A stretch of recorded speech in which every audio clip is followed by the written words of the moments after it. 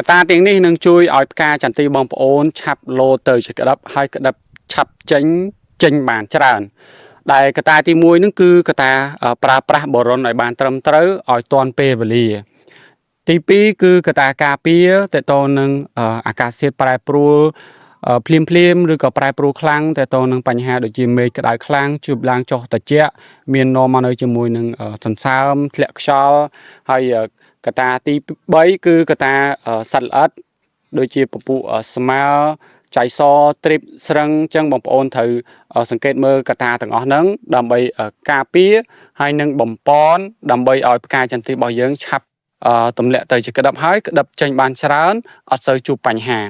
តែទៅនឹងកត្តាអស់ហ្នឹងគឺអត់មានចការណាតំបន់ណាដែលអាចគេចផុតទេគ្រាន់តែជួបតិចនិងច្រើនតែប៉ុណ្ណោះអញ្ចឹងដើម្បី